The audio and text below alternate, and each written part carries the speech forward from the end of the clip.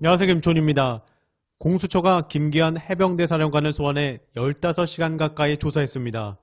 김 사령관은 변호인 조력 없이 밤 10시 반까지 조사받고 조서를 열람한 뒤 이튿날 새벽 0시 25분쯤 청사에서 나왔습니다. 그는 귀갓길에도 외압이 없었다는 입장이 여전하느냐, 변호인 없이 조사받은 특별한 이유가 있냐는 취재진 질의에 답변하지 않았습니다. 변호인 없이 간 해병대 사령관도 그냥 자포자기한 것일까요?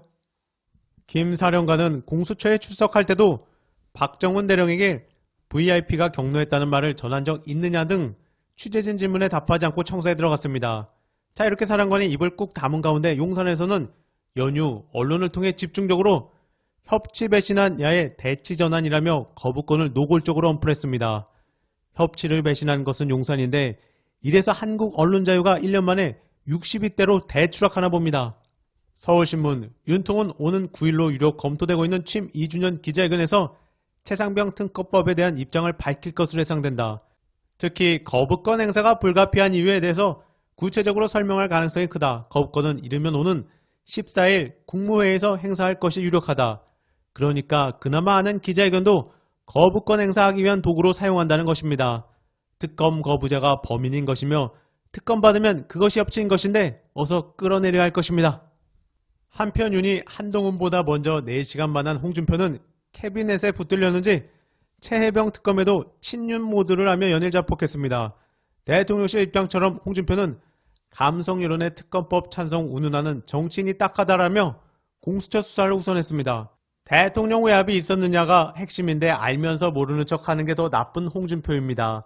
한동훈을 쳐내면 윤의 후원을 독점할 수 있다고 생각하는 것인지 국민 67% 찬성에 보수에서도 49% 찬성하는 상황에서 표결에서 국짐 이탈표나 왕창 나오길 바라야겠습니다.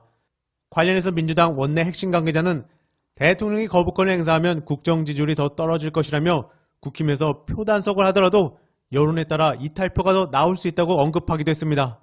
번외, 윤석열은 특검을 견디지 못한다. 관련해서 커뮤니티에서 화제가 되고 있는 특검 관련 윤통 관련 예측글도 전해드리겠습니다. 주당님 펑글, 윤은 최혜병 특검을 거부하려 하지만 반란표 두려움에 부들부들 떨고 있다.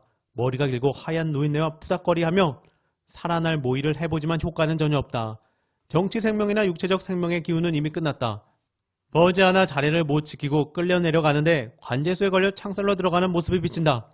국회에서 강력하게 추진하는 여러 특검들을 거부하려 하지만 이미 끈이 떨어진 연신세라 아무리 거부해도 소용이 없다. 특검이 확실하게 들어가는데 국힘 내부에서도 윤을 끌어내려는 사람들이 많아졌다.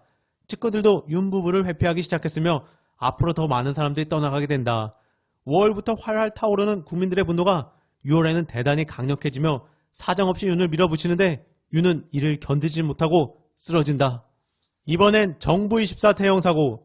정부 온라인 민원 서비스 정부24를 통해 일부 이용자들의 납세 내역부터 중고등학교 성적 등 민감한 개인정보가 유출된 사고가 발생했다고 합니다. 연휴에 알려져서 슬그머니 이슈가 덜 되고 있는데요. 이번 정부24 오류는 4월 초에 일어났고 정부24에 접속해 서비스를 이용하는 과정에서 납세 증명서나 성적 증명서 등을 신청한 경우 실제 청구자가 아닌 다른 청구자에게 관련 정보가 뜨는 식의 오류가 발생했다고 합니다. 타인에게 유출된 납세 증명서에는 이름과 주민등록번호, 주소와 납세 내역 등 민감한 개인정보가 담겨져 있는 것으로 알려졌습니다. 성적 증명서의 경우 이름과 주민등록번호, 광옥별 성적까지 노출됐고 그런데 4월 초면 총선 기간에 발생한 것인데 역시나 총선이 끝나자 알려진 것입니다. 이건 또 전 정부나 북한 탓으로 슬쩍 넘길까요? 이제 최하위 수준의 행정력과 보안 상태를 보유하나 봅니다. 언론 지수에 이어 행정력도 추락하는 모습입니다. 그런데 연합뉴스에 따르면 행안부는 정확한 유출 규모나 유출 시기, 원인 등은 전혀 밝히지 않았고 언론에서 1,400건이라고 보도한 수치에 대해 그것보다는 적다고만 정정했다고 합니다. 아울러 해당 부서에서는 예전 일이고 현재는 정상 발급되고 있다며 이번 문제를 언급하는 것조차 회피했다고 합니다. 이래서 총선 후에 보도가 됐나 봅니다. 그런데 아직도 행안부 장관이 이상민이라니 무서운 정부입니다. 이어서 김동화 당선자 공작 들어왔네요. MBN 후속 예고. 특검 전국 물타기일까요? 뜬금없이 MBN에서는 오랜 기간 집중 취재한 내용 전달해 드립니다라고 김동화 당선자 관련 대대적인 보도를 내놓았고 반응을 본 뒤 후속 내용도 예고했습니다. 저쪽에서는 이 건을 특검해야 한다고 물타기 작전 중인데요. 작정하고 준비한 내용으로 커뮤니티 등에서는 김동화 당선자 공작 들어왔나 보네요란 반응도 나오고 있습니다. 일단 김동화 당선자는 학교생활 기록부도 공개하며 결론부터 말씀드리자면 보도된 내용은 모두 허위사실입니다 라고 밝히며 이번 보도가 일군의 무리들이 기획한 정치적 음해라고 판단합니다. 허위 주장이 지속될 시 관련인들에 대한 법적 조치를 취할 예정입니다 라고 밝혔습니다. 일단 지금 법정 대응을 위해서 관련 자료를 수집하고 있습니다. 제가 더 이상 말씀드리는 건 적절치 않을 것 같습니다 라고 입장을 밝힌 상황이지만 김동화 변호사를 걱정하는 분들은 바로 법적 대응에 나서라고 응원하고 있습니다. 실제 김동화 페이스북에 남겨진 댓글, 김 변호사님 MBN 보도할 때는 후속 보도 있을 겁니다. 물론 MBN 보도 믿지 않습니다. 사실 무근이면 바로 법정 대응하고 기자 고소하여야 합니다. 몇 명 증인이라고 확보하고 벌인 일일 것입니다. 또한 고소 후 법적으로 대응하셔야지 이런 식 대응은 아닙니다. 정치인도 연예인들보다 강하게 대응하셔야 해요. 김병기 의원같이 대응하셔야 합니다. 이런 경우 서로 부연해봐야 소용없어요. 바로 법적 대응하셔야 합니다. 이어서 이화영, 일주일도 더 지난 보석 신청 관련 기사가 올라오는 이유. 이어 연휴 이화영 페이스북에 올라온 내용도 전해드리겠습니다. 이화영, 검찰과 보수 언론이 언론 플레이로 주도권을 갖고 싶지만 저와 김강민 변호인의 적극 해명과 적극 반박으로 재료 고갈이 아닌가 싶습니다. 노력해주시는 많은 분들과 관심 가져주시는 국민들께 정말 감사드립니다. 일주일도 더 지난 보석 신청 관련 기사가 올라오는 이유는 전강 변호사 관련 기사가 묻히기 바라는 간절한 소망이 아닐까 싶습니다. 전강 변호사가 극구 부인하는 회유의 진실은 접견 기록에 있습니다.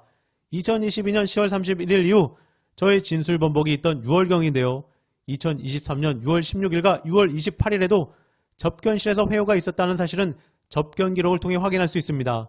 언론 플레이를 통해 진실을 왜곡하고 국민들이 사실을 알지 못하도록 방해하고 있는 검찰을 개혁할 수 있도록 많은 응원 부탁드립니다. 이화영의 진실 알리기는 계속됩니다. 마무리로 전우영 학자, 대통령실이 최상병 특검법에 대해 대한민국을 혼란에 빠뜨릴 우려가 있다고 주장했습니다. 죄가 없으면 특검을 거부할 이유가 없다는 윤이 직접 한 말입니다. 진실이 드러나서 혼란에 빠진다면 그건 나라가 아니라 사기꾼 집단입니다. 혼란을 방지하는 핑계로 진실을 은폐하는 건 사기꾼과 부패한 독재 권력의 기본 속성이기 때문입니다. 최상병 특검법은 이 나라가 이미 완전한 독재 국가로 전락했는지 아직은 희망이 있는지를 판정할 수 있는 시금석입니다. 이번 영상은 여기까지입니다. 감사합니다.